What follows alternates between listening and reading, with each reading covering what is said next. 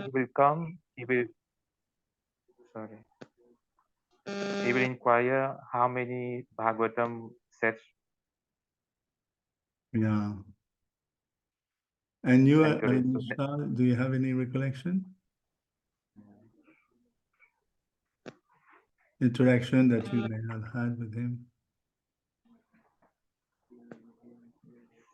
Looks like she's busy. Yeah, I mean, particularly one time he told me to study, to get trained to teach Bhakti Shastri. Okay. And I guess it's because of his mercy that I'm able to do that. I see. It's wonderful.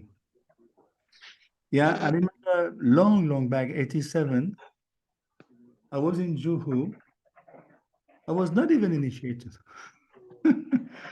And we struck a conversation in French, actually. He had studied in Paris in 64, you know, and Sorbonne, which is a very prestigious school in Paris. And he told me I was there in 64. And what happened is I was not even initiated. He wanted me to become the TP in Montreal, you know. So I found it very weird because I was a brand new guy, you know, I joined in 85. But it was very nice to me. We had some kind of a problem with law in Juhu those days, me and Madan Mohan Prabhu. And we had to face some court dealings. And he very nicely offered himself to bail us out because we had a court proceedings and we could have been bailed out, but it was quite a good. I mean, for us, we were about to go back to France in those days, so we were quite broke. And since we had a little relationship, I met one French devotee who was a Bhakta actually, and I told him, please, I mean, I'm having difficulty. Please ask him to bail us out. We were two, and he very kindly paid the bail. And when I got back to France, I refunded him. So that's the remembrance I have of him long back.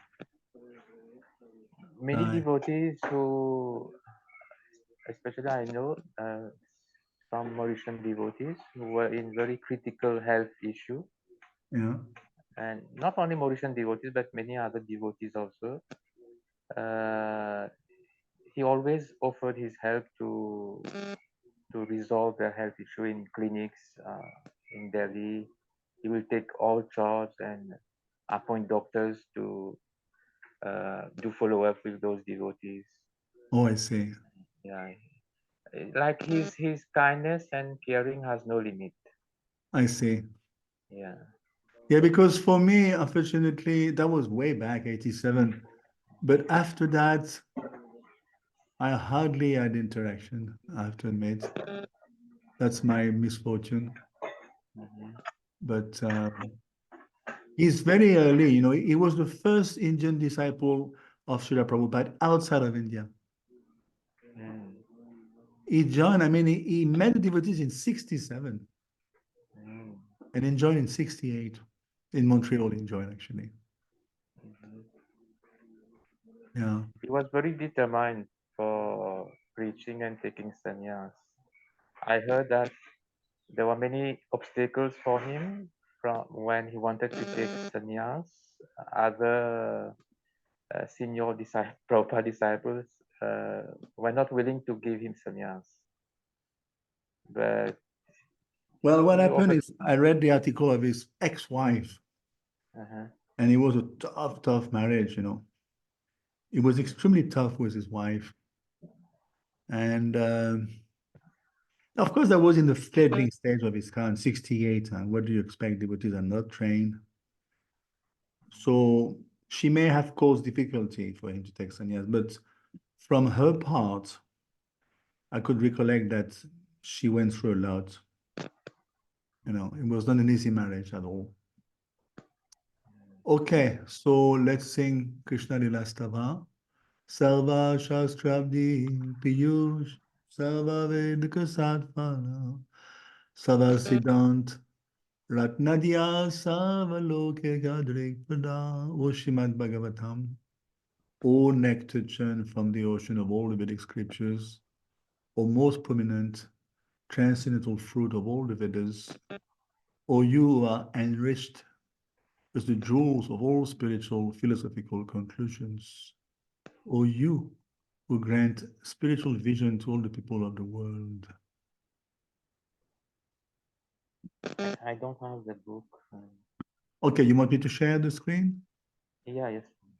I can share. Unless Arinishta has it open, you can do it if you have it on hand. Let me share. Okay. Can you see? Yeah, excuse me, Yes. Prabhu, I won't be able to participate too much. Okay, I'm sorry, no problem. Okay, so we can do number 2. Sarva Bhagavad Pran. Sarva Bhagavat Prana Vaishnava Prana Well, this is, sorry, it's not part of the song. What I did here, it's, see, Sarva Bhagavad Pran is the pran of, basically, of all the Bhagavata devotees. And there's another name of Mahaprabhu, it rang a bell for me. One name of Mahaprabhu is Vaishnav Pranam Nayaka. So it means the same. Is the Mahaprabhu is the Lord of the Vaishnav's life breath, you know? So it's similar. It means the same, those two terms. Yeah. Okay. Sarva Bhagavata Prana Srimad Bhagavata Prabhu Kali Dvando Dita Vidya Shri Krishna Parivartita. O Srimad Bhagavatam, O Actually, you have to start from midway here, Prabhu. O life breath. Your screen is not showing. Oh, sorry. O life breath of the Vaishnav devotees. Oh, life. No, I don't have it here. Oh, you don't have it. Okay. You cannot It's see, not brother. showing. It's not showing here. O life breath of the Vaishnava devotees. O Lord, you are the sun which has risen to dispel the darkness of Kali Yuga. You are actually Lord Krishna who has returned among us. Paramanand Pataya Prabhakshyakshara Savada Savasevyaya Shri Krishnaya Namostume. O Shrimad Bhagavatam, I offer respectful obeisances unto you. By reading you one attains transcendental bliss. For your syllables rain pure love of God upon the reader. You are always to be served by everyone, for you are an incarnation of Lord Krishna. Can you see this one? Yes, this one I can see. Mad eka bandhu mad shangi mad guru mahadhana mad nishtaraka mad bhagya mad ananda namostute. O Srimad Bhagavatam, O my only friend, O my deliverer, O my good fortune, O my bliss, I offer respectful obeisances and to you. Yeah, Can't see anymore. I offer respectful obeisances unto you. Yeah. Asadu sadutadayin atine chochutarka namunsha tachinmam prem narit spura. O Shrimad Bhagavatam, O giver of saintliness to the unsaintly, O uplifter of the very fallen, please don't ever leave me. Please become manifest in my heart and my throat, accompanied by pure love of Krishna. Shrimad Bhagavatam. Jai. Yeah. So let's sing the prayers. Om Namo Bhagavate Vasudevaya. Om Namo Bhagavate Vasudevaya. Om Namo Bhagavate Vasudevaya. Om Namo Bhagavate Vasudevaya.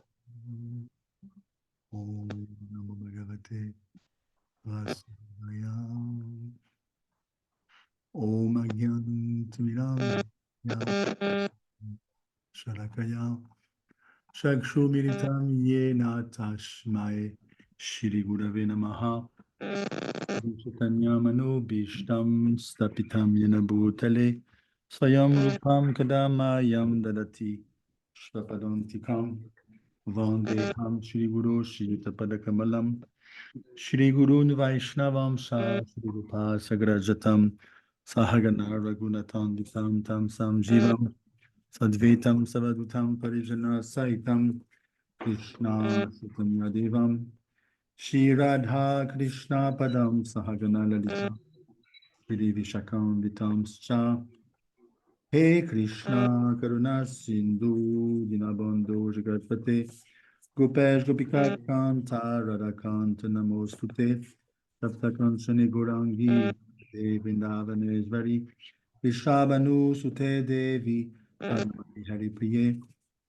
Vanchakalpa Tarubhasha Kripa Sindhu Patitanam Pavanibhyo Vaishnavibhyo Namo Namah Jai Shri Krishna Chaitanya Prabhu and Shri Advaita Gadadha Sati Gaur Bhakta Vrinda Hare Krishna Krishna Krishna Hare Hare Hare Rama Ram Ram Hare Hare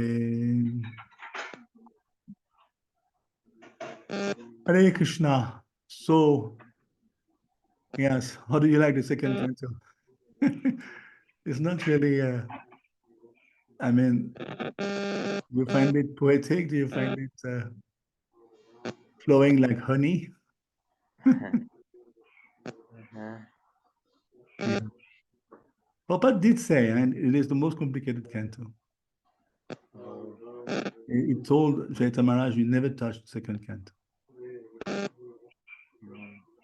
So last time we hardly touched in this, and on top of that, I didn't record. So we sang together, and Nashta couldn't stay long.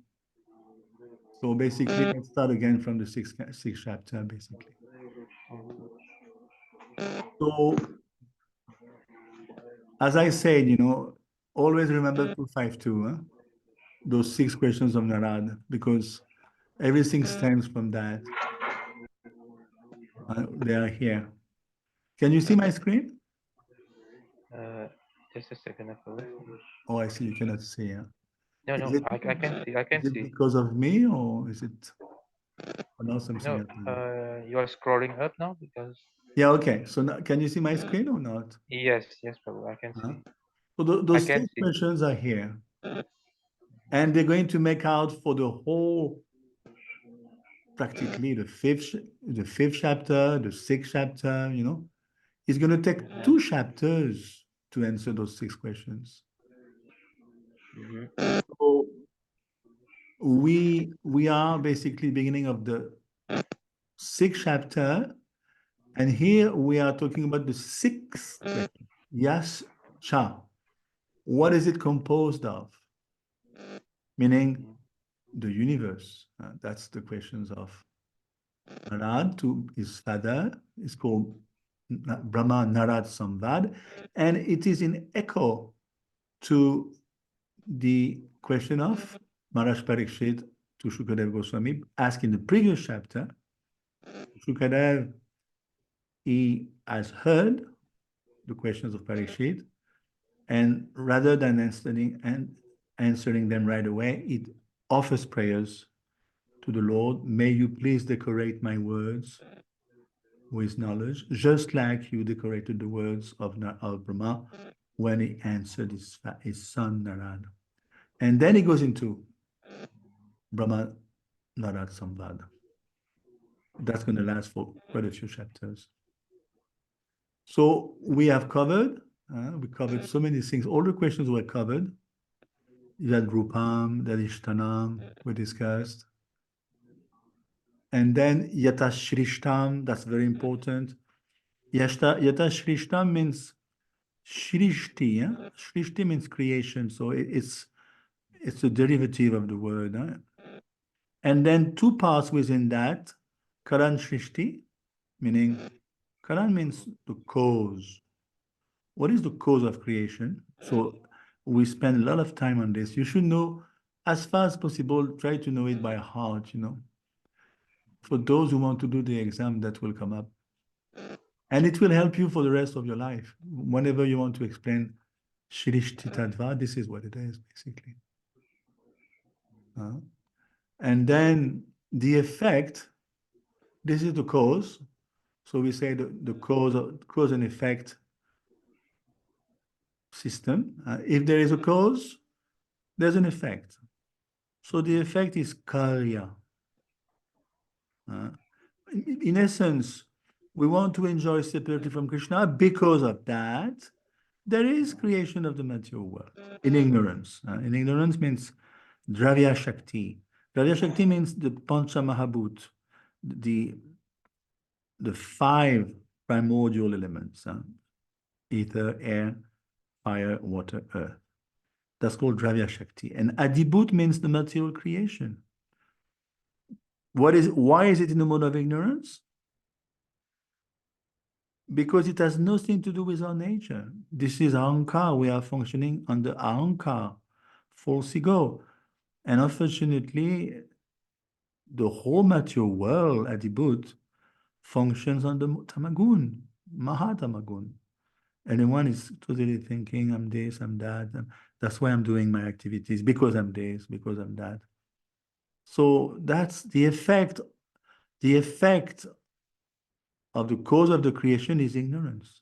We engage into ignorant activities, nothing to do with our real self.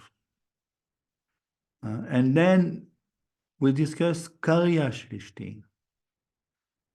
Karya means, as I discussed, the effect. Karya is here, see? Karya, effect. So we discussed, remember, that the elements, this is Sankhya Yoga, the 23 elements, Mahatattva, Ahankar, 5 Tanmatra. The Tanmatra means the sense object. The 5 gross elements, the Pancha Mahabhut, air, water, ether, air, etc. 11 senses, we have 5 active organs, like for instance, the hands, the legs. We have 5 knowledge acquiring senses, for instance, the eyes, the ears, plus the mind. So they are unmixed. Remember, they were unmixed, especially at the level of Pradhan. They are unmixed right here. They haven't been separated as yet. And the Lord enters, unless the Lord enters, just like when the woman is pregnant, unless the soul enters the fetus, the Jantu, that fetus is not going to grow. Sometimes the woman will deliver a dead baby because the soul left while he was in the belly. So as soon as the soul leaves, the body stops growing. So in the same way, unless and until the Lord enters, in order to make bodies.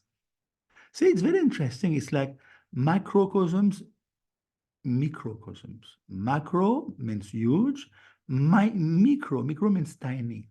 Whatever happens between the male and female in this world, it is the same between the Lord and Prakriti. Unless he enters to make bodies, just like, the sperm enters to make bodies. So, and of course, what is this energy? Bhagavat Shakti Choditaha, we discussed. No? This is Maya, the compacting energy. She has this ability to compact energy. And they took, who is there? The bodies. They took on primary, made of Pradhan, and secondary forms under the modes, thus creating the body who is creating the Lord. Garbhodakashayi Vishnu is called Hiranyagarbha, okay? Then he's going to create 2 things. The body of the universe, who is the Virat, we discussed, and also the Jivs. but it's taking a break. See, it's assembled by Maya Shakti, which is Bhagavat Shakti Shodhitaha, and then it takes a break. It doesn't enter right away. It assembles, compacting energy, she assembles, but it doesn't, for his own accord, for his own reason, it doesn't enter right away. So there's a phase of the universe which is in limbo. It's not being activated immediately. 1,000 years, certainly of the demigods, which is huge. Then he enters. And only when he enters, the Virat becomes animated. The Virat cannot be animated unless Garbhodakashayi Vishnu enters the universe. That's clear. See, Hiranyagarbha. He brought life to the non-living universe. Nothing is living. Nothing can be animated. Even the demigods, they may be in their post within the Virat. They cannot be set into motion unless Vasudev. Vasudev is the Lord, of course, in the form of Garbhodakashayi Vishnu, is going to infuse consciousness within the Virat and within the Jiv. Prabhu, I have one question. The Virat group, is it the expansion of Garbhodakashayi Vishnu or Kshirodakashayi Vishnu? No, it's expansion of Garbhodakashayi Vishnu. So the Virat is the phenomenal display, external phenomenal display of material nature. Everything is there in the Virat. We're going to discuss, already we discussed, not even last time, the one before, we're going to discuss, we discussed already, the Virat is composed of the Varnashram, the lokas, and all the lokas represent the gross form of the Virat. They are compared to different parts of the bodies of the Virat. See? We are here, Om, Bu, Bhuva, Swa, Bulok, navel. We are in the middle portion of the Virat, navel. See, Bulok. Sorry, Bulok. Sometimes it say the legs, sometimes the navel. We're pretty much on top of the legs, the top part of the legs or the navel. You know, we are mid-section. So there is one Virat per universe. It's very important to know. And now let's start anew because we never really took off in this 6th chapter. So let's go back to Purusha Shukta. This is very important. This is, for those who have been to Mayapur, you must be knowing. Sahasra Sesha Purusha Sahasraksha Sahasrapat. You can hear in Mayapur the boys from, especially in those days, Bhaktivedanta Purana Maharaj, the boys were chanting the Purusha Shukta. If you have been to Mayapur, this is, every day the boys would sing this, every day, by heart. So it's offered, Purush, see, Purush means well-spoken. Purush Sukta. It's well-spoken and it's meant for the Purush. Okay? So who is the Purush? Garbhodakashayi. But sometimes, like you say, Prabhu, it can be interchangeable. It can be addressed to Mahavishnu, Paramatma, Kshirodakashayi Vishnu. There's no false. It's not a fault because if you address those Shuktas to Mahavishnu, Mahavishnu includes all the other Vishnu. You follow? What to speak of Krishna? Even if you address those Purush Shukta to Krishna, it's not a fault because Krishna includes everyone. Anyway. So we're going to discuss about that. And Purush Shukta describes the Virat. Again and again, we are talking about the Virat. We cannot say the Virat is secondary topic. Why is it appearing all the time in the 2nd chapter, 2nd canto? And here, for your information, I was telling the other day, I think it was Alinishta, that see the breakdown between Sarga and Visarga. Sarga is primary creation, Visarga is secondary creation. These are topics of Bhagavatam. So up to the time the Virat appears, it's Sarga. As soon as the Virat is there, it becomes Visarga. Sometimes you get confused, so remember that. Up to the Virat, it's Sarga. Once the Virat is there, which is the case now, it is Visarga. Okay. It's quite simple. So let's get down to work. Let me try to move this. Yeah. We can read out. We can read out 261, 261. Go ahead.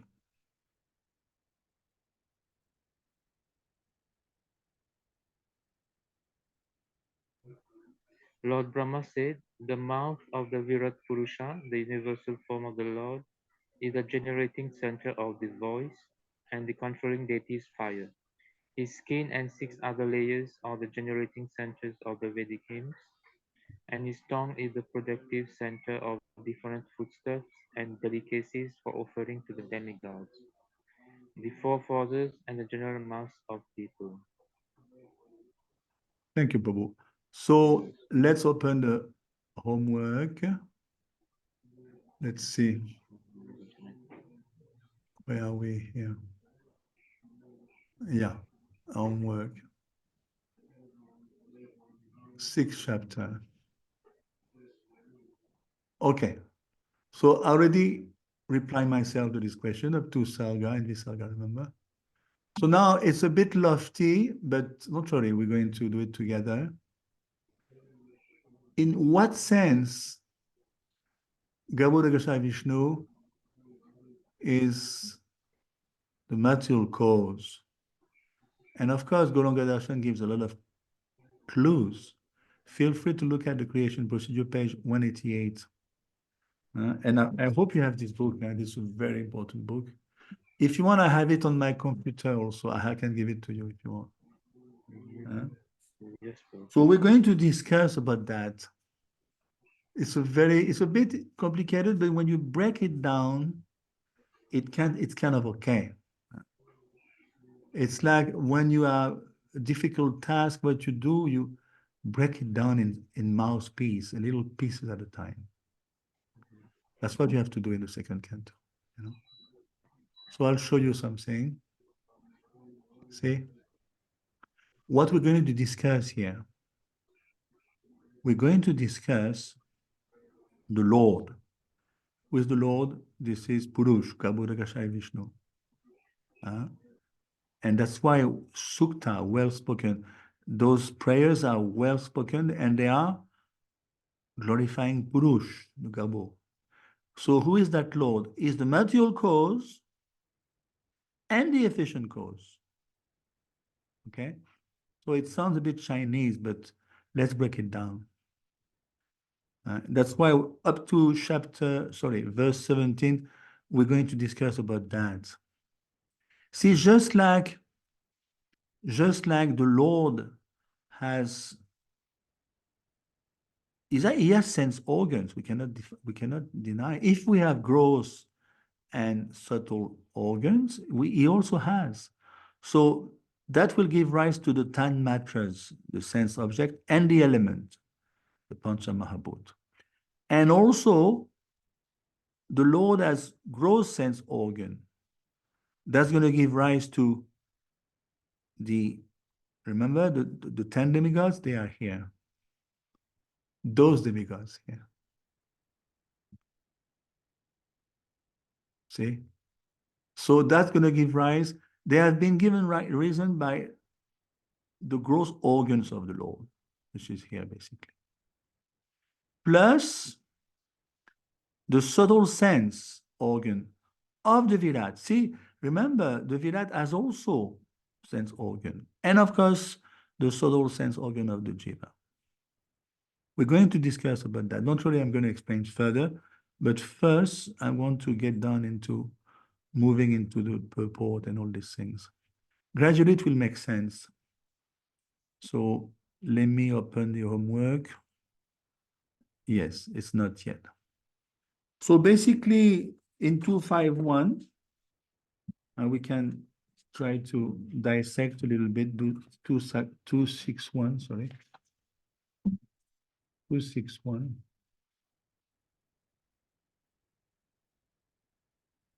So Srila Prabhupada is, as usual, very explicit. What does it say here? In regard to, first of all, it reminds us that the spiritual world is full of variety. We cannot have something here in this material world that doesn't exist in the spiritual world. It's not possible. Can the reflection of an apple be more than the real apple in the tree? It's not possible. So whatever is here must be in the spiritual world. But of course, it's easy to understand. There is no inebrieties. There is no transformation due to the modes. Why? Because the potencies in the spiritual world are pure, because they are engaged in the unalloyed transcendental service of the Lord. So all the potencies, and there's a verse in the Vishnu Puran, I don't know if you know that verse, we discussed the other day, I think, with Arinishta. You know those three energies, Ladini, Sandini, Samvit. Samvit. What are those three? Ladini, Prahlad, Halad, means? Internal potency of the Lord. Yeah, but more precisely, Ladini, Prahlad, Halad. Hiranyakashipu, he has not only one son, he has one son, Prahlad, we know. He has also another son, Halad. Halad means bliss, pleasure potency. And Srimati Radharani is the pleasure-giving potency. So Ladini means bliss, Anand. Then Sandini. The form or knowledge. We say Sat, Chit, Anand. It is the same breakdown with different names. So Sat is Sandini, the eternity, everything is eternal. The soul is always eternal. Samvit is like Chit, Sat Chit. Chit means cognitive, the knowledge aspect. The soul is full of knowledge, whether it be in the body of an amoeba, of a mosquito, of a tiger. The structure of the body may change, but nonetheless, the soul is full of Satchit Anand and Vigraha. The soul has got a form, but for the time being, because we want to enjoy separately from Krishna, we have been given a form made of matter. So that verse explains, Ladini Sandini Samvit Twayeka Gunavarjito. Sorry, Twayeka Sabha Samshraye. So Parashamuni explains that in Krishna, they are ek, one energy. It's only one energy because Krishna is Sarva Samshraye. All the energies are within Krishna. In other words, all the energies take shelter of Krishna. So, but here in this material world, we misuse the energy for us. That's why the energies do not function properly. They don't want to be used for us. They want to be used for Krishna. But since we are energy, but we are para prakriti, we are not a para. So we can manipulate the lower energy. You follow? Yes. Just like a man, if he's badly situated, he tends to exploit women because they are weaker. So in the same way, the wayward living entity in this world, because they are weak, they are mean, otherwise they wouldn't be here. They exploit the resources of lower energies, material nature that should be used for Krishna. They misuse material for themselves. They're going to drill the soil to extract oil. They don't care about, is it going to imbalance the planet?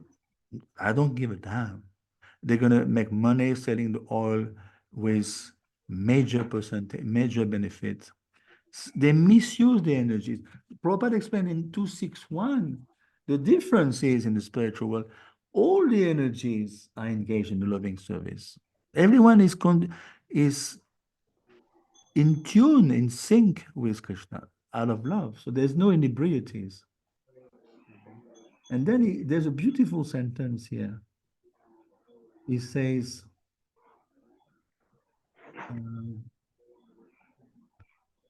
yeah, in the spiritual world, all the perverted forms of material variegatedness are fully represented in their original spiritual identity. So it's perverted here. It's perverted. But as soon as you use the same thing that was perverted before, you use it in the service of Krishna, immediately it becomes pure. You know, I told you before I joined, I was a sales representative, and I was doing it for me, you know, salary, commissions. And when I joined, I used the same car, the same suits, the same speech. But now I was not selling anymore this or that. I was selling prasadam bars, health food bars. And of course, it was made by devotees. So see, I used the same ingredients, the same car, the same shoes, the same suit. But now they're engaged in the service of Krishna. So, and then it regains all these ingredients, all these energies I was using my car. Then they regain, they become Brahman basically. This is the verse of Gita 4:24. If you engage things in Krishna consciousness, it becomes Brahman. Your car is Brahman, your suit is Brahman, your shoes are Brahman. As soon as next day you start selling alcohol with the same car, the same shoes, it becomes coated by Maya. It's very simple. So I have one question. Yeah. You say that in Bhagavad Gita chapter It's 5. 424. No, I'm referring to like the soul is not the doer, but No, the soul is one of the doer. We cannot say the soul. There's 5 doers of action in 1840. Yeah. I believe. We cannot say the soul is not the doer. It's one of the doer. If you say the soul is not the doer, then you are impersonalist. You know?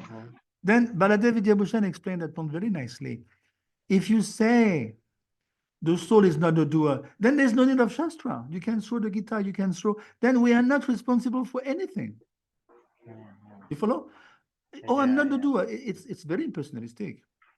No, we are we initiate the desire.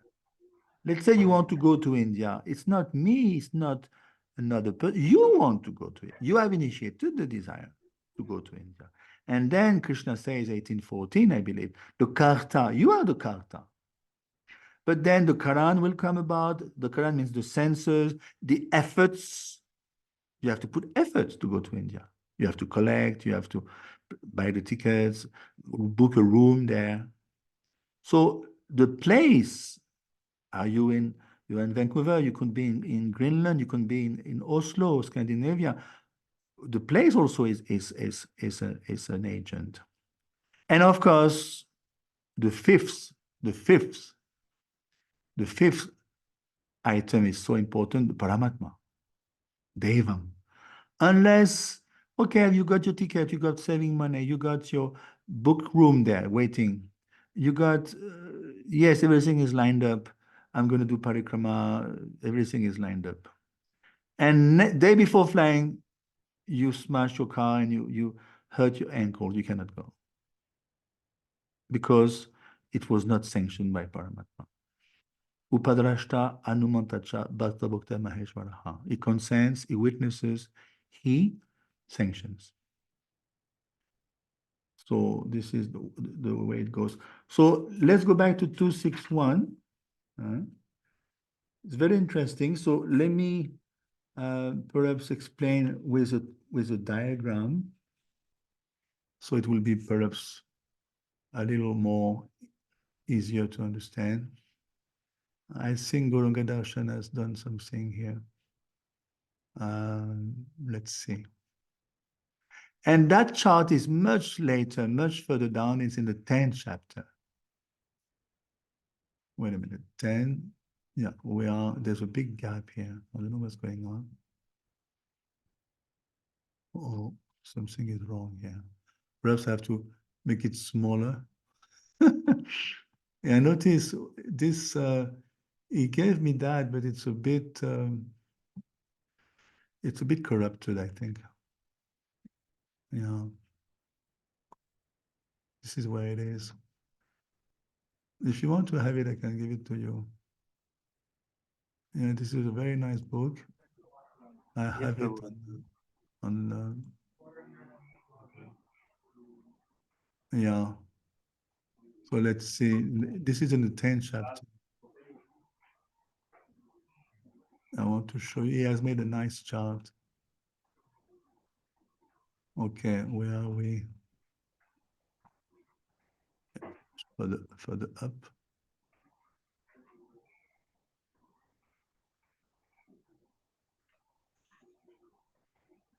Okay. Yeah, it's still further up, I know. We're getting there.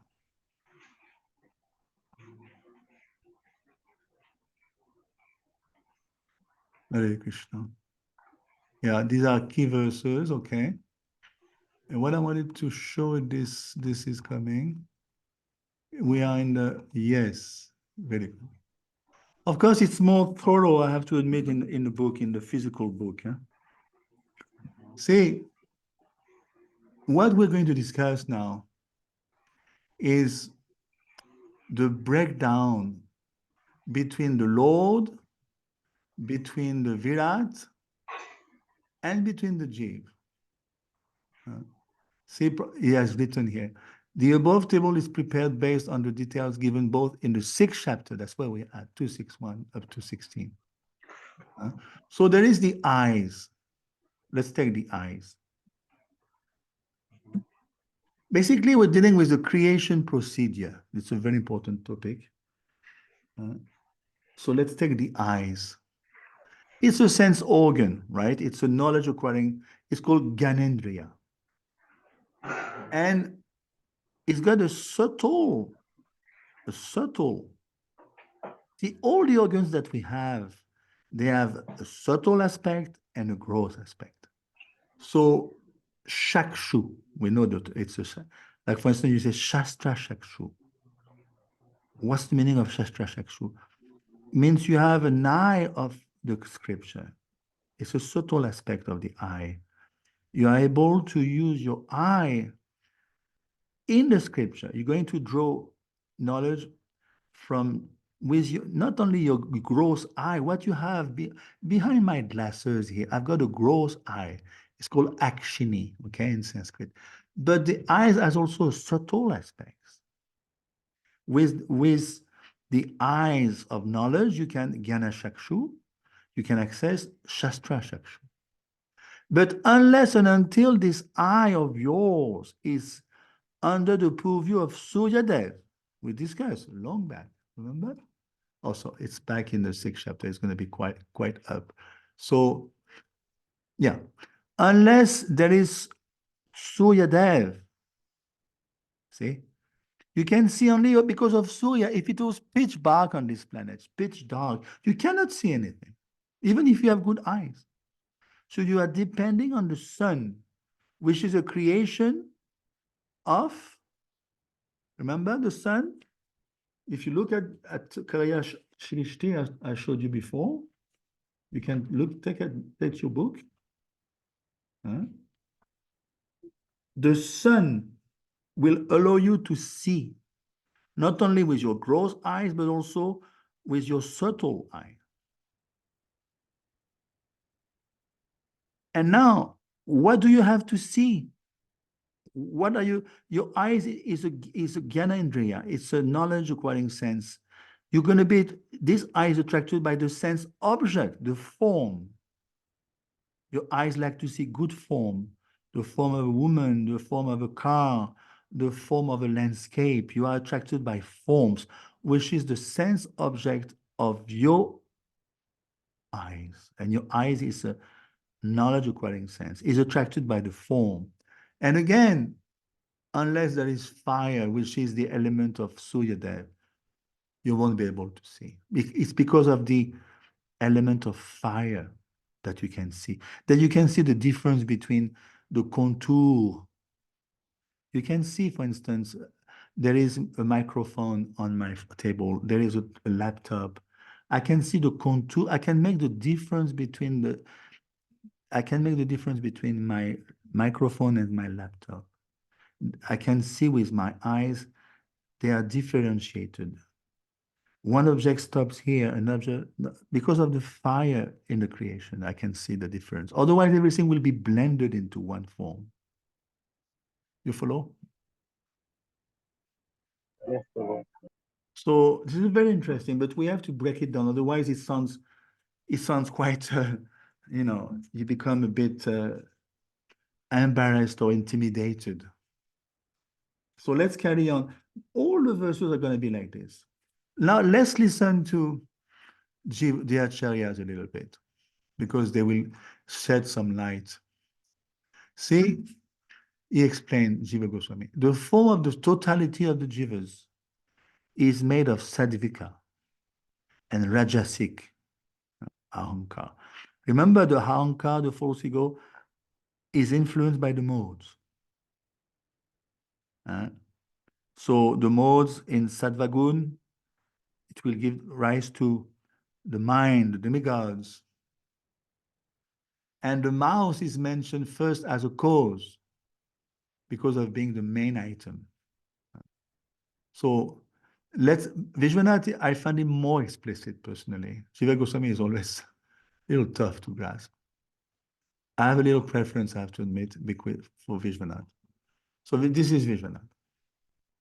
In the 6th chapter, the speech and other elements arising from the universal forms, limbs, and the 3/4 and 1/4 powers are described. Remember, we discussed in the Shreya Upanishad, Ekapad Vibhuti, Tripad Vibhuti. The material creation is only 1/4 of the kingdom of God. So everything emanates from the Virat. And the Virat also depends on the Lord. So then he explains, from the Lord who was accompanied by Maya Shakti. Maya is always behind Krishna. Remember, Bhakti Yogena Manasi Samyak Pranite Male Apashat Purusham Purnam Mayam Shadada Prashayam. Vyasadeva in 174, he saw Krishna in his trance. Bhakti Yogena Manasi Samyak Pranite Apashat Purusham Purnam. Apashat Purusha Purnam. He saw the Purush Purnam. Apashat means to see. And right behind he saw Maya. She's ashamed. That's why she stands behind. So from the Lord, we cannot say even the Virat. It's so powerful, but still it depends on the Lord. Even the Virat cannot do anything without the Lord. The Virat is frozen. It has to be animated by the Lord. Then Vishwanath quotes a verse here. Earth, water, fire, air, ether in its source, false ego, the Mahatattva, the total material nature, and her source, the supreme laws, Purush expansion, the mind, the senses, the sense object, the senses presiding deities, all these causes of the cosmic manifestation are born from the transcendental body. So Akrur is offering prayers to Krishna. See? And it's a fact. We may break it down in minute details, but at the end of the day, everything comes from Krishna. So you can read out a little bit if you want, Moshikar Prabhu. Mhm. Which limbs?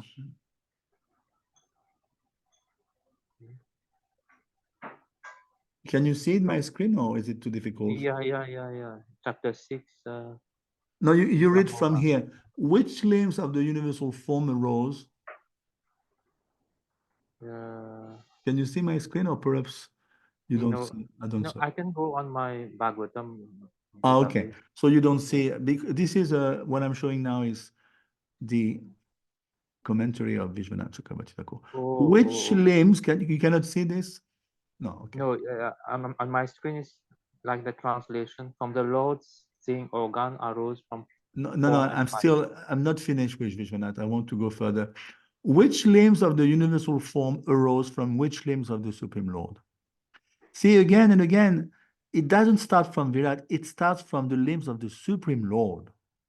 Speech of the universal form and the speech of the individual living entities, their organs of speaking, the presiding deity, we discussed, of the voice organ, fire, we discussed right here, remember?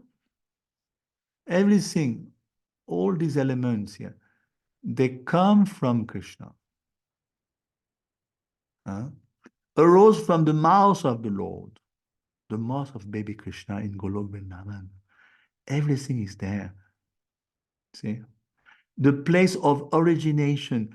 This is all the place of origination. Kshetram. It's happening in the Lord himself. First. Though speech and fire arise from material ahankar, they are said to arise from the mouth and other bodily parts of the Lord, because they are vibhutis. Vibhutis means excellences of the Lord's various limbs, as the mouth. Maya is also the Shakti of the Lord, and therefore non-different from him. Shakti Shaktimatayo Abeda, Shakti Karyam, Shaktimato Pibhavati. Because of non-difference between the Shakti and the possessor of the Shakti, the effect of the Shakti becomes non-different from the possessor of the Shakti. And this is logic. If something belongs to you, the effect of that thing in you, or let's say a person is dependent on you. Let's say your child is your Shakti in one sense. You are the Shaktiman, and your child is a Shakti. Especially we could say from the mother, because she's feminine. So the mother is the Shaktiman. She has produced the child, and the Shakti of the mother is the child. So the effect of the Shakti, meanings of the child, whatever that child is going to do, the mother is responsible. See, if the child is 6, 7, and he hurts another child with a knife in his foolishness, the child will be chastised, but no, the mother will be prosecuted. Because it's non-different. She's non-different from, the boy is non-different from her. So speech, fire, all the expansions in the spiritual world are eternal and full of consciousness, since they are part of the spiritual pastimes. But their vibhutis in the material world are Maya. So it's quite simple. You have to use whatever is available around you. You have to use it in Krishna, and then it regains its spiritual properties. There are 7 meters, and Gayatri, I told you, even though it's prior to creation of Bhagavatam, it is explained within Bhagavatam. You cannot understand Gayatri outside of Bhagavatam. Satyam Param Dimahi. So where is it coming from? You can say, where is it coming from, Gayatri? It is explained, the 7 dhatus. Dhatus is an Ayurvedic term. Huh? The skin being the place of origination. In other words, the 7 meters of Gayatri, it's coming from the skin of the Lord. Can you imagine? The power of any one of his limb. The 7 meters. So everything is explained. The place of origination is called Kshetram, Kshetram here. If you look at 261, you will see the term Kshetra. It originates in the Lord. Then from the place of origination arose that particular devata, just like we discussed here. The eyes is under which devata? Suryadev. But again, Suryadev is depending on that place of origination, which is the Lord, in the Lord. Nothing can happen anywhere in the creation without being first articulated by Krishna. Then it will unfold Devata, sense organ, okay? Havyam, if you look at 261, Havyam is the food of the demigods, by the way. I don't know if you know that. The food of the demigods is called Havyam. And the food of the Pitri is called Kavyam.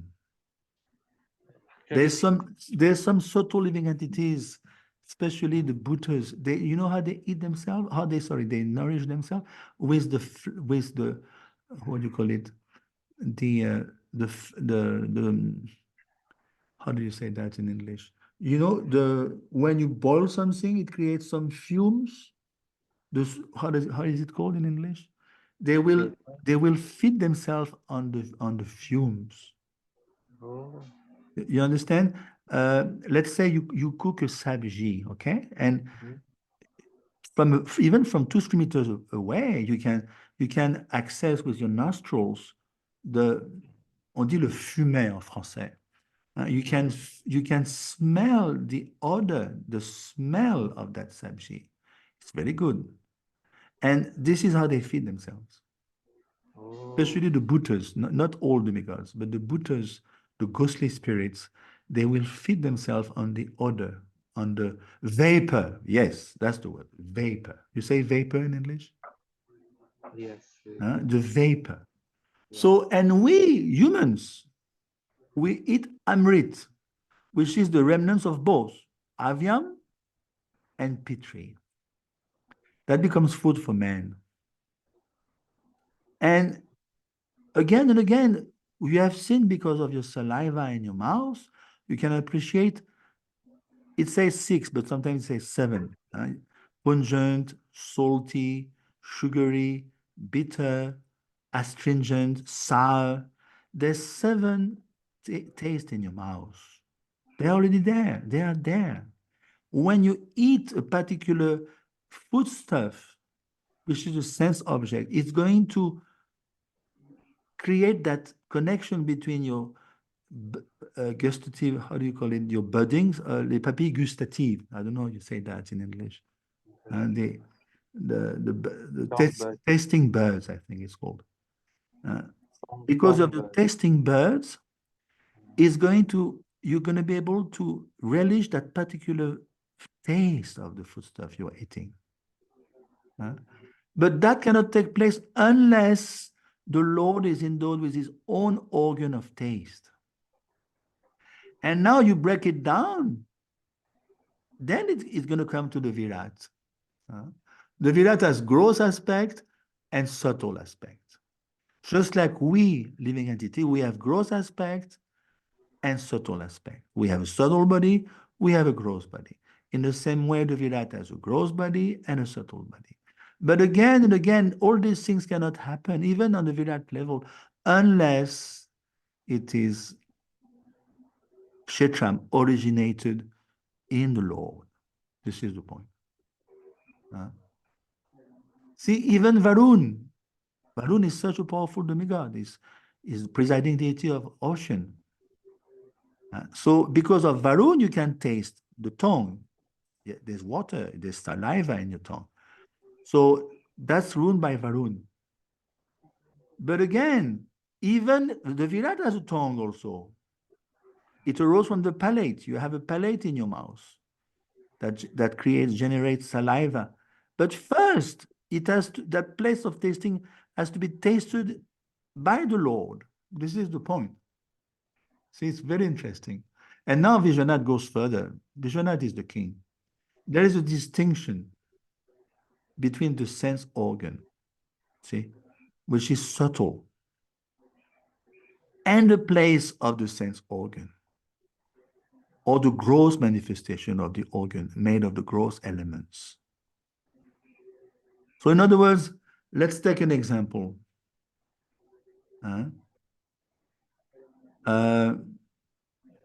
Your hand, okay? It's a sense organ. With your hand, you can apprehend things, you can seize objects. That's the gross aspect of the, but the hand has also a subtle organ. The subtle organ of the hand is there. So in the same way, originally, this distinction is also applied to the Supreme Lord and his organs. He's got organs. We have organs, he's got organs as well. From his sense organ, if it is a knowledge sense, like a knowledge acquiring sense, it will give rise to the gross element and the sense objects. And from the place of the organ or the form of the organ, it will arise the sense devata, the presiding deities for the each and every organ. And the sense organ of the universal form will come about only because of the organ of the Lord in the first place. And also the sense organ of all the jivas. It's called samasta jiva. All the jivas, they are called samasta.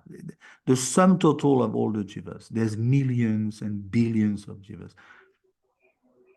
Why can we have organs? You are a giraffe.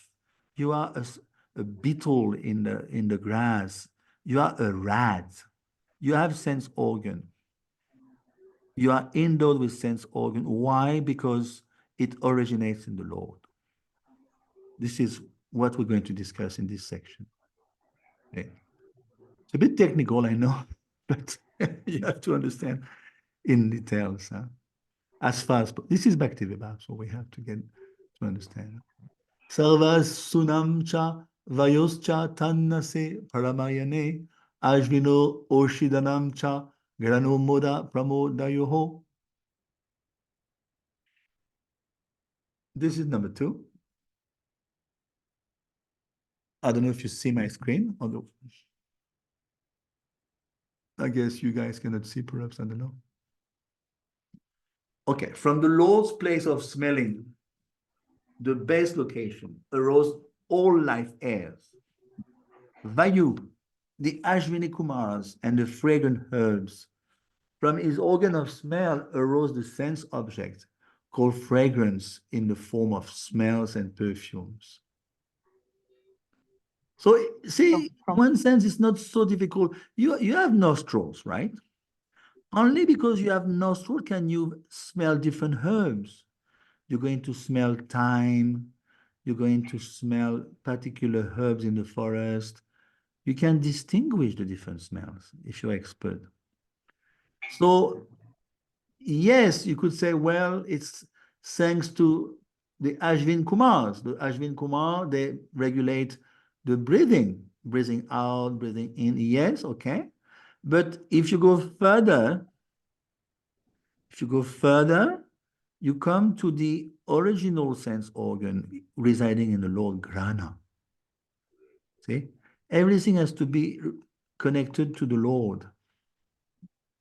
And then in the footnote, Vishwanath says, from the Lord's sense organs of smell, the earth element arises. How can you smell things around you? Because of the earth. And you have seen, it's called Ganda. You can smell when the earth has been freshly tilled by a tractor or by a pair of oxen. Did you smell that particular smell coming from the earth freshly tilled? This is the original fragrance. So from the place of smelling arise the sense devata, the Ashvin Kumar, and then the sense organs of the Virat and the Jiva. Just like I mentioned here in this list, in this here. Everything is explained step by step.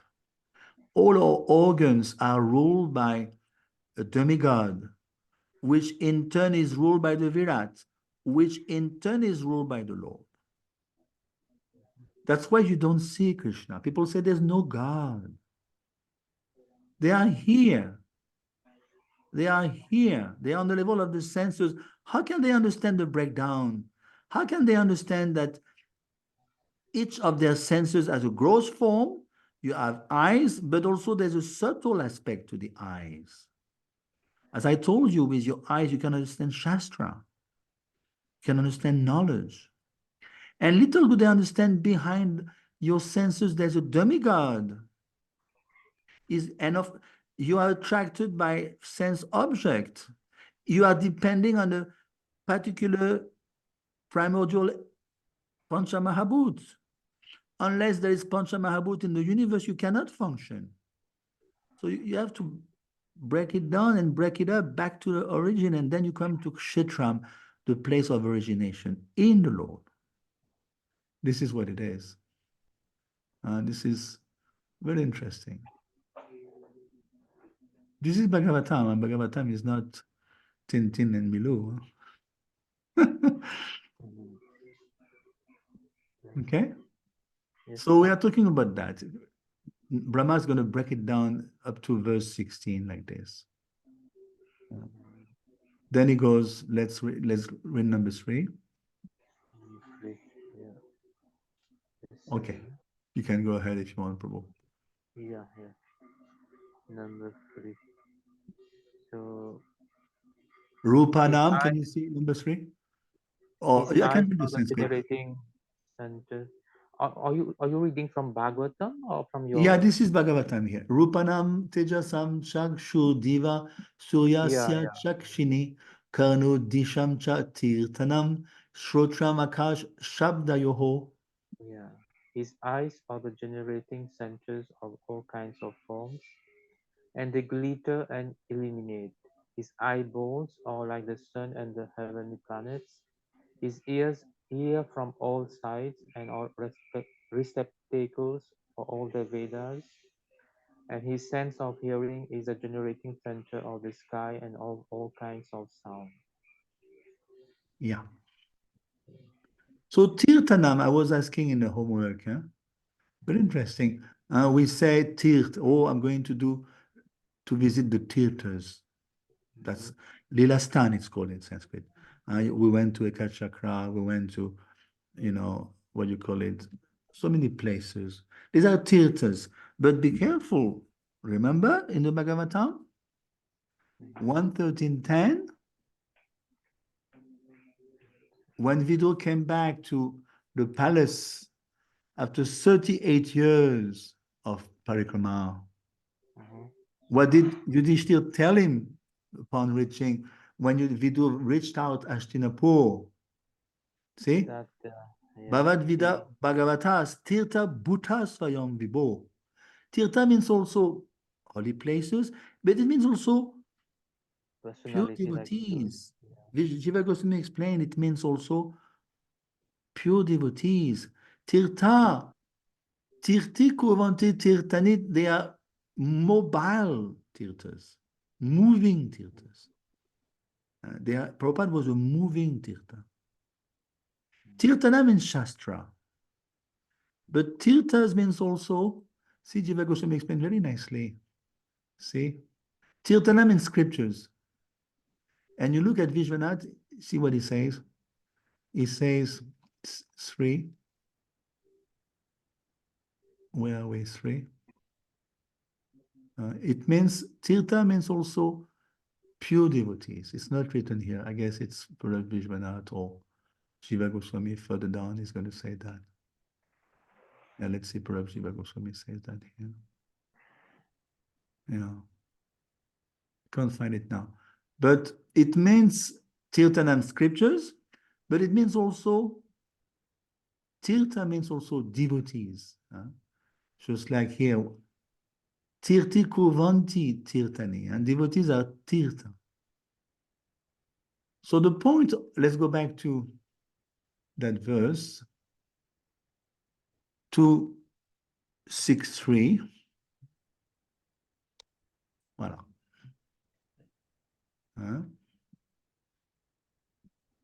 Yeah, this is explained here. Thank you.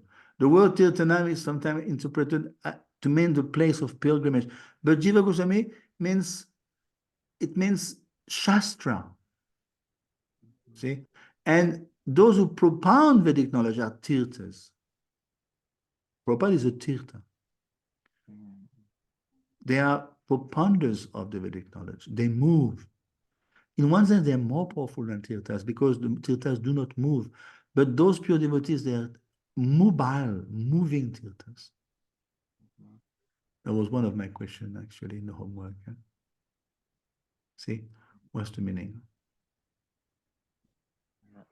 Okay, so let's carry on. Let's see if I've got something for Tirthanam. Okay, nothing much. And Vishwanath here. What I have.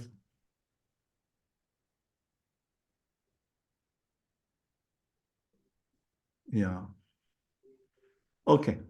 So basically, it's a breakdown. We're going to discuss, Brahma is telling his son the breakdown of everything, how everything originates in the Lord, then it breaks down in the Virat, then it breaks down in the subtle sense organ of the Virat and the Jiv, then it breaks down into the gross aspect of the gross of the Virat and the Jiv also. Okay, 4. Tadgatram vastu saranam sobagasya cha bhajanam twagasya spasha vayoscha savamedasya chevahi. His bodily surface is a breeding ground for the active principles of everything and for all kinds of auspicious opportunities. His skin, like the moving air, is a generating center for all kinds of sense of touch and is the place for performing all kinds of sacrifice. Yeah. So the air is the moving agent of all the planets. And as such, they're generating centers for promotion to the deserving planets. Sacrifices are its bodily surface and are naturally the origin of all auspicious opportunities. So let's see what we got here. The chief agent becomes the skin, the shelter of Vayu. It's only because of the air. I told you that you can touch. Oh, this is hard. This is soft. This is rugueux. En français, on dit rugueux. It's not sleek and smooth. It's full of, tiny little things on the surface. It's rugueux. And then, not only that, the skin of the Lord, it is the shelter of sacrifices as well. When you do a yagya, you get initiated, there's a yagya, there's a home, homa. This is coming from the skin of the Lord. And if you do your worship properly, you're going to go to Vayu Loka, where Vayu is residing. See, everything makes sense. This is the bigger picture. We are here now. Look, the skin. This is, you see your skin on your hand, on your foot. There is a subtle aspect of the skin, what is called. And of course, who is behind the skin? We know, Vayu. And because of the skin only, you got the skin on your limbs, all over your body, and you are attracted by things that you can touch, sense objects. You want to touch soft things, pleasant things. You don't want to put your hand in the tar, the tar when they make the, I don't know, the road, they put some tar on the road. You're not going to put your hand in there because it's ugly, it's sticky. So your skin is attracted by pleasant touching. Why can you do that? Because of the air element. But unless and until it happens in the first place in the Lord, you're not going to be able to do it. Because the chief agents, the chief agents, it's happening, the skin of the Lord. It has to first happen on the skin, on the level of the skin of the Lord. This is, once you understand the strategy behind the breakdown, like this, then you're going to be able to understand. And Guranga Darshan has done a beautiful job again and again. I will never glorify enough this devotee. I don't know him, but very impressed by his work. Yeah. So let's move. Romanyudbija jatinam yagyastu sambritaha mashu. There is some echo, huh? I don't know what's going on. Severe echo. Shila lohabra vidyutam. See, this is we're carrying on with all his functions, all his limbs, the hairs on his body, meaning the body of the Lord, are the cause of all vegetation, particularly of those trees. We are talking about the gross aspects of the Virat. The trees are the hairs of the body, the hairs of the Lord, which are required as ingredients for sacrifice. You see, when you make a yagya, you get initiated. You need wood to give fuel to the fire. This fire is gonna last 2-3 hours. You need wood, so it's an ingredient for sacrifice. The hairs on his head and face, you may have a beard for man, a reservoir for the clouds, and his nails are the breeding ground of electricity, stones, iron ores. So the minerals, see, everything is beyond the purview of common man unless you are told by Bhagavatam. How can you understand? How can you make out? This is spoken by Brahma, the most intelligent being on the universe. The polished nails of the Lord generate electricity. Can you imagine? And the clouds rest on the hairs of his head. One can therefore collect all sorts of necessities of life from the person of the Lord. The Vedas affirm that everything that is produced is caused by the Lord. So, yeah, we should never separate things from Krishna. Let's carry on. Let's see what Jiva Goswami has to say. Same stuff, nothing much. Let's go and see Vishwanath. This is, where are we? We are into 5, I think. Yeah. Same thing. From his hair rose all trees by which sacrifice is undertaken. Particular trees, be careful. You cannot burn all types of trees. Certain trees should be burned, not all. Some trees are ashub, some trees are shub. And from his hair, clouds. And there's another verse, 2:134. The Lord's hair are the clouds. His beard, you may say Krishna has no beard, but there's some form of God, they have beards. That's also the clouds. His nails, they're polished, beautiful nails. They're the source of lightning, white, red minerals, metals. This is Brahma. Brahma knows what he's doing. He knows. He's the closest jiva in this universe to Krishna. You will see at one point Krishna will be so pleased with him, Vishnu actually, Narayana. He will invite him in Vaikuntha and he will shake his hand. He will tell him, I'm very happy with you for your service. You please take a break and come and visit me. See? Okay. So now let's go back to Bhagavatam. Bahavo lokapalanam, parayasha kshema karmanam. Yeah. The Lord's arms are the Yeah. protective fields for the great demigods and other leaders of the living entities who protect the general mass. Yeah. So see, there's a connotation with Varnashram now. You have seen the Kshatriya compared to the arms. They are very well built. They are strong, muscular. You have seen in India the Jain. They're very powerful guy. They used to be Kshatriyas in the days of yore. Big turbans. So it's coming from the Lord's arms in the first place.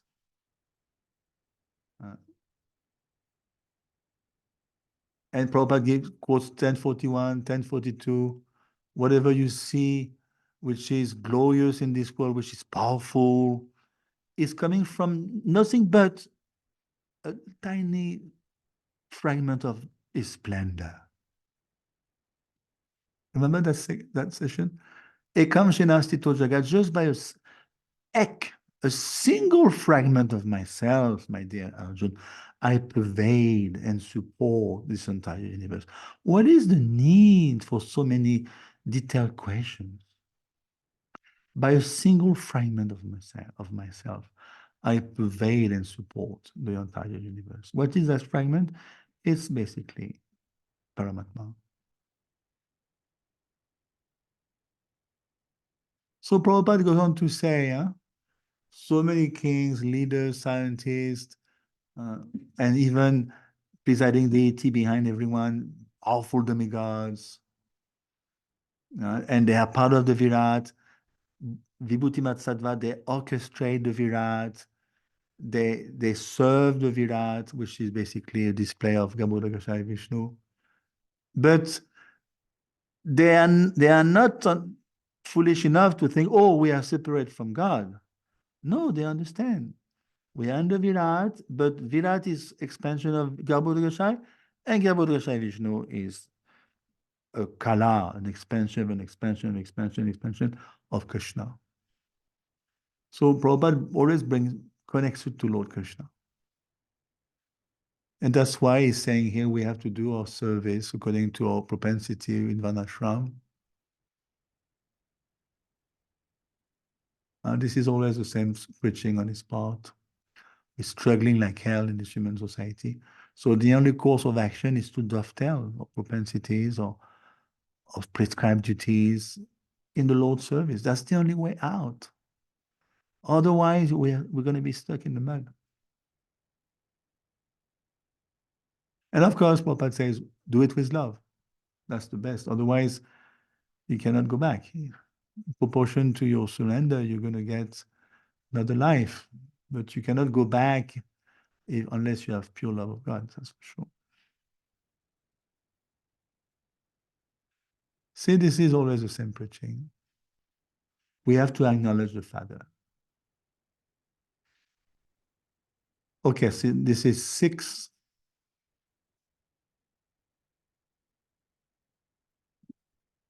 See, Indra is the deity of the arms. Indra is very powerful physically.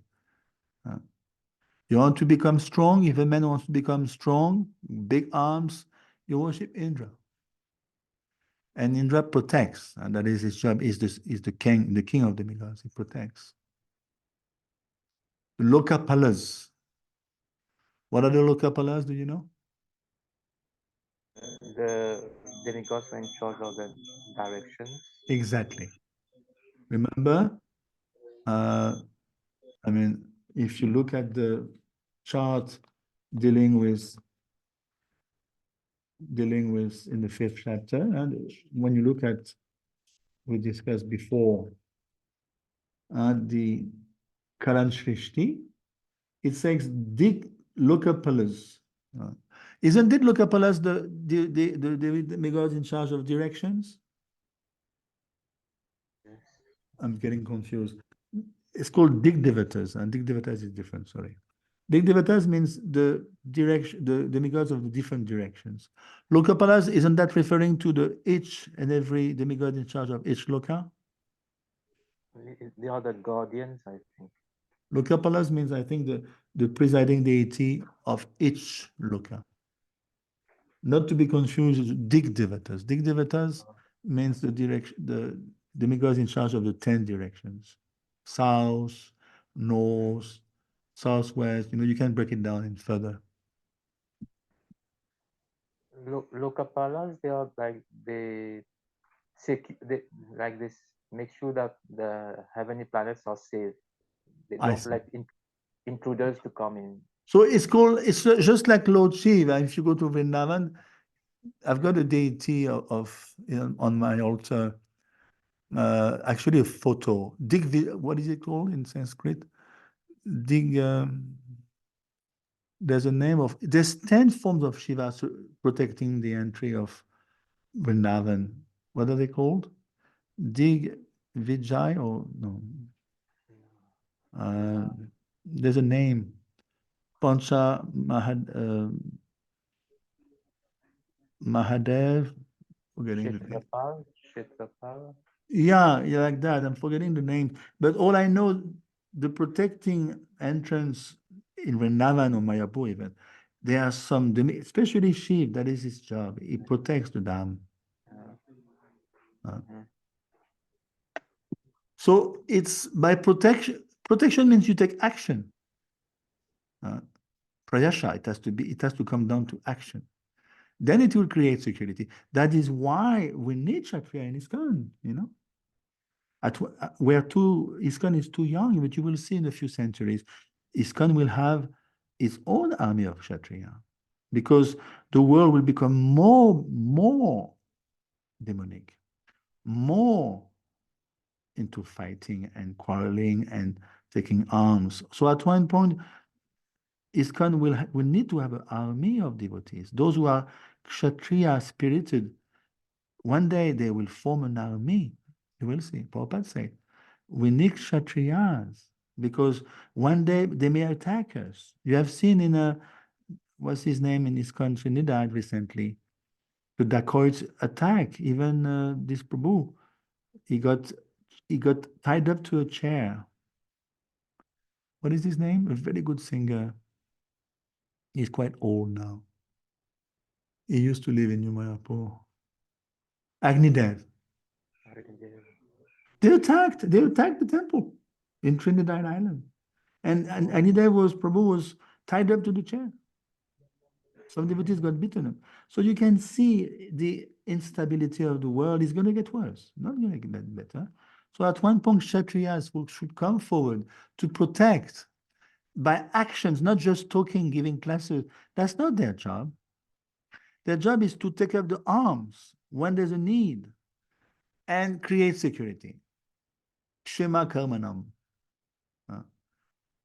But originally, the Kshetram, the origination of this is the arms of God. See, we should never forget. And that's why we have to do it for the sake of God. If you kill for the sake of, it's fine. Look at Arjun. Did he go to jail for killing? No. Bhim killed 1/4 of the Kauravas. Talking about, he has killed about 200 million people. 200 million. Did he go to jail?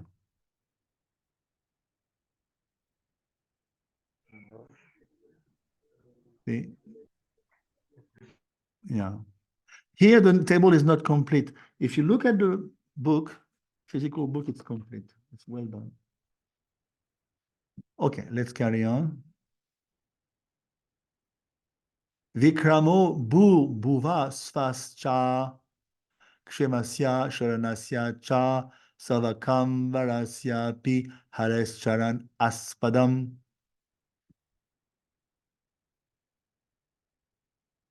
From the Lord's genitals originate water, semen, generative, Be grace. careful, Prabhu. This is 7, huh? Oh, 7. sorry. A second. So, just the forward steps of the Lord or the shelter for the upper, lower, and heavenly planets, as well as for all that we need. His lotus feet serve as protection from all kinds of fear. Yeah, if you want to unplugging my computer, you can say a few words, Prabhu.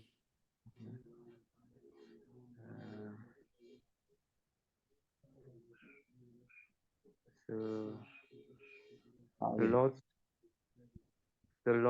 lotus feet are the shelter and give protection to the demigods. Yeah. Yeah, go ahead. I had to plug in my laptop. I was going to lose everything. And Prabhupada said no one should have any kind of doubt and should seek help from demigods, but instead should completely depend on the Lord. Yeah. This is the Also, ultimate chaiter, the lotus feet of Lord Krishna.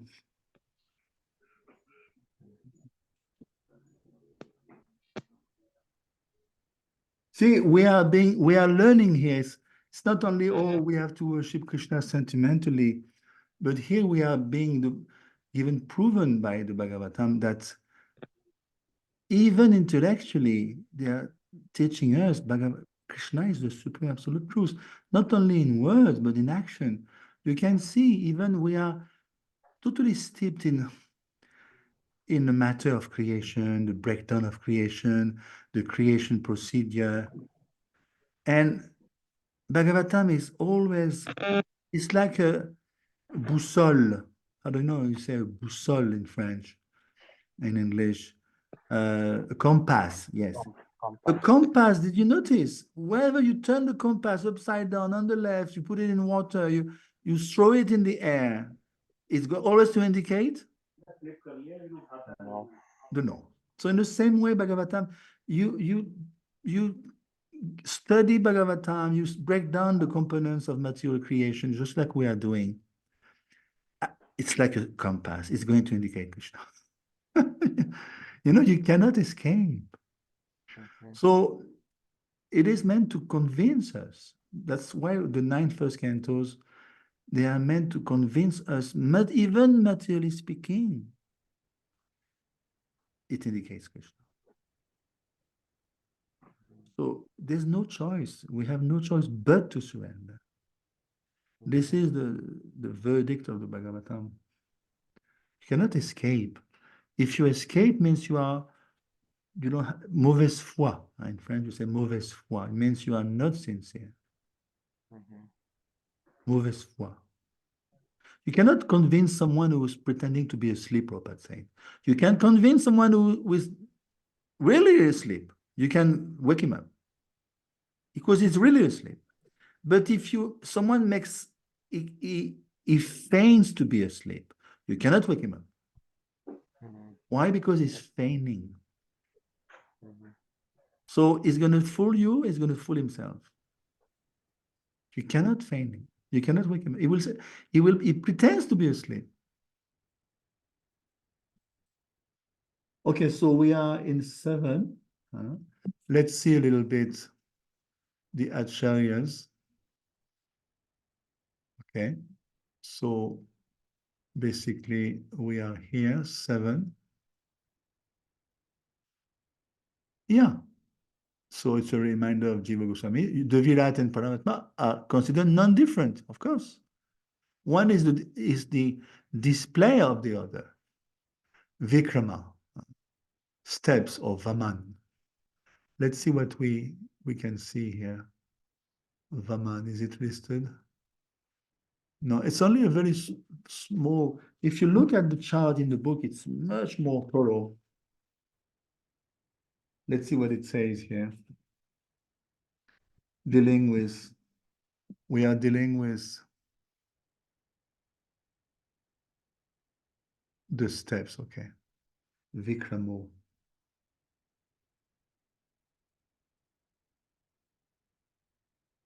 I don't know if it appears here, Vaman, Vaman.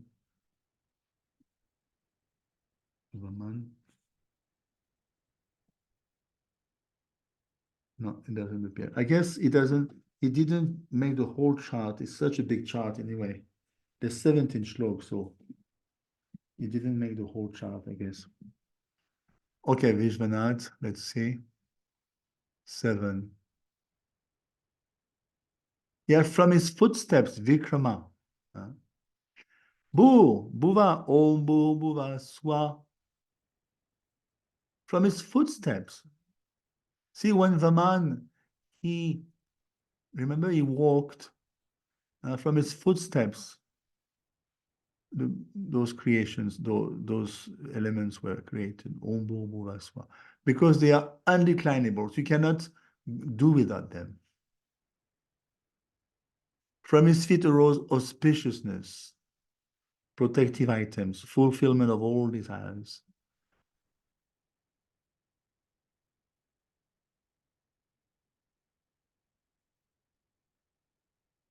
Yeah. Yeah, the deity of the feet, sense organ Upendra. It's also a presiding deity. It's a demigod. It's not.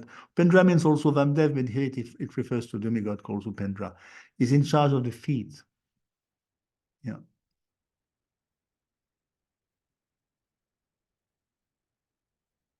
I want to see a little bit if I've got something from. I've been neglecting religion, Prabhu. So perhaps. Anyway, I think it's always repetitive, so that's why I don't always quote him. Let's get into 8. We did 8. No, now it's talking about the genitals. Apam viryasya, sargasya, parjanyasya, prajapatehe, pumsa shishna upastastu, prajatyanand nir vrite. From the Lord's genitals originate water, semen, generatives, rain, procreators. The Prajapatis, we know, they beget species. They're all coming from the Lord's genitals. His genitals are the cause of pleasure that counteract the distress of begetting. Of course, this is the point of Brahma. If there was no sexual pleasure, no one will make children. So Brahma is very, very sharp, you know. See, you will see in the 3rd canto,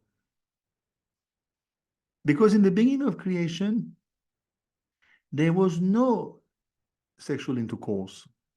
You know that? How children were created in the beginning of creation? Do you know? The minds and different Yes. of Brahma. Yes. It's called Manasi Putra. Brahma, first himself, Brahma, all the first sons of Brahma, Atri, who else is there? Narad. Narad is the youngest. Vashisht. Do you think that Brahma, of course he got 2 wives, but it doesn't need wives to beget children. Brahma can create from his mind Manasi Putra. Not only he, even his direct sons can do the same. They're very, very powerful. Atrimuni. Yes, Prabhu. I have one question. Brahma could do that, but why he forced the 4 Sanat Kumar to do even against their will? They were not. Yeah, because what happened? Remember the first Kumar's Chatur son were the first created beings. So he needed a lot of help, you know, because remember his job every day when he wakes up, a new kalpa, he has to recreate. So he needs a lot of assistance, you know. Let's say you are a TP, a huge like a project here in Mayapur. Just imagine there were 5 devotees. The TP would go nuts if one devotee tells you, "Oh, Prabhu, let me change." You know, there's 5 devotees in New Mayapur, and you have to run the whole project. Devotees may lose. The TP may lose his anger. So that's what happened to Brahma. And of course, we know the story. They hold their ground. They held their grounds. Shiv came out. But the point to be retained here, of course, it's not in the 2nd canto, I know. But Brahma was not satisfied in the beginning of creation. Why? Because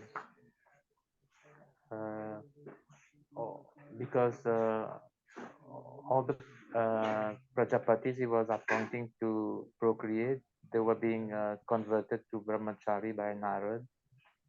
Yeah, that didn't happen right away. That's in the 6th canto. It's much later, but it's a good answer. But what I was expecting as an answer, because the population didn't increase so much.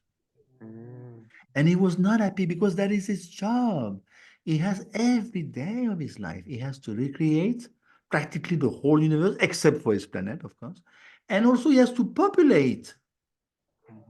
What is the use if you have a universe and all the planets are empty?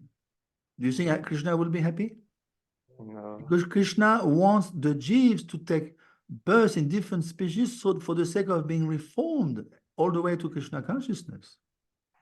So Brahma was very concerned. You know what he did? He's a very smart person. From his right flank, who did he create?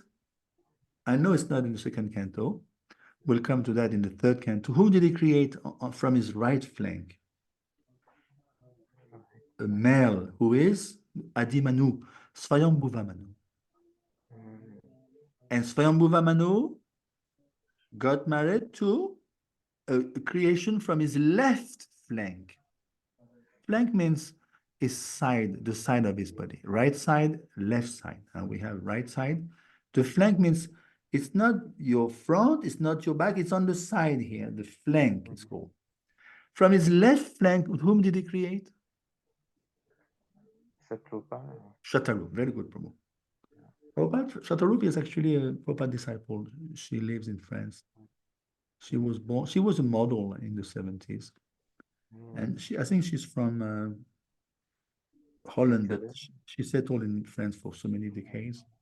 And then only Prabhupada Krishna Brahma was so intelligent. What he did, he created, I mean, it was not created by him, we are discussing now. It originally comes from the lower genitals, the sexual pleasure. Because he knew this is the only way to expedite population. And this is the whole point of this purport here. Because of sexual pleasure, you engage in sex life. And of course, now, you know, it's even worse because they engage in sex life, but they don't want children. So that's quite demonic. And see, Prabhupada is very down to earth. There is a pleasure-giving substance on the generative organs. That's why the sex pleasure is there. Because of that substance that was created by Brahma. See how Brahma is so sharp, he knew. Unless I put that substance there. Of course, it's coming originally from Krishna. We know the kshetram, the place of origination, is in his own genitals. Then only male and female will unite. Otherwise, the drag to bring a child, to bring him up, especially in Kali Yuga, people will forget about it. Forget about it. There's no sexual pleasure, forget about it. Just forget about it. That's the whole purport here. So Prabhupada is saying, we cannot say that sex pleasure is what do you call it, false. See? But it originates. This is the same point as 111. Remember? Remember 111? Prabhupada quotes Vishwanath at the end of 111. Very interesting point. What does he say? Vishwanath at the end of 111. See? This is the same point. Look. Vishwanath Chakravarti Thakur specifically deals with the original and pure sex psychology, adiras, devoid of all mundane inebriety. The whole material creation is moving under the principle of sex life. This is the focal point of all activities. Wherever you turn your face, you see sex life. It's not unreal, because we just discussed in 268, the Lord has genitals. You cannot say it's unreal. You can, oh, it's a taboo. We cannot discuss it's Maya. No, because it's there in the Lord.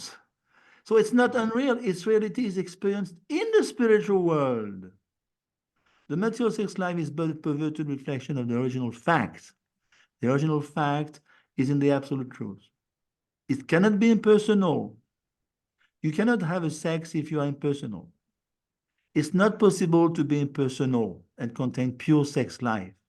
Consequently, the impersonalist philosophers have given indirect impetus to the abominable sex life because they have overstressed the impersonality of the absolute truth. If I tell you, Prabhu, the absolute truth has no form, what is the outcome of this philosophy? You're going to engage into heavy sex life because you are frustrated. There is no purpose to this world. We're going to merge into some blank, some void. Might as well enjoy now. Like the Muslims, they they have the perception of impersonalism. Yeah, that's They a are good heavily point. engaged. Yeah. So might as well enjoy now. Now we can enjoy. Why should we wait? On top of that, you're telling me there's no life, or there is impersonal life. Forget it. Consequently, man without information of the actual spiritual form of sex, see, Prabhupada is very heavy, not heavy, but very sharp, quoting Vishwanath, has accepted perverted material sex life as all in all. Huh? There's a distinction between sex life in the diseased mental condition and spiritual sex. Prabhupada is very explicit. Very explicit. Spiritual sex. One time I was running a center in Paris many years ago, and I would rack my brain to bring people in the center who were right on Paris. And I used to find very catchy titles. And I remember one time I posed, "Is sex life spiritual?" And I got a lot of people that day. Because, as soon as you put sex somewhere, they come. So I was I was good. I was catchy. I used a catchy title. And every day I was right in the downtown Paris. You open the door, you're on the sidewalk. We used to make samosas and tiny, tiny storefront. But every day I had to give a class, and I would try to bring people right off the street. See? So this is the point here. Let's go back to 268. Huh? So that is why Brahma has created, of course, not Brahma. Brahma is a second creator. He has given this what do you call it, this sexual pleasure. And now, of course, it's Maya, because what they do, they want the pleasure without the child. So they use contraceptions.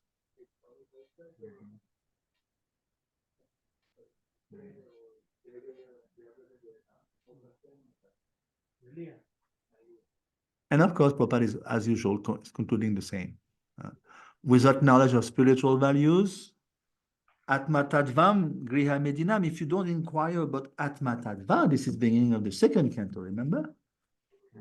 They have no knowledge of Atma Tadva, hence they become degraded. This is right in the beginning of the second canto. Remember? Yeah. Yes, 214. Yes. Dehapatia kala tradishu, atma senyeshu asatsvapi, tesham pramato nidanam, pashyanapi na pashyati.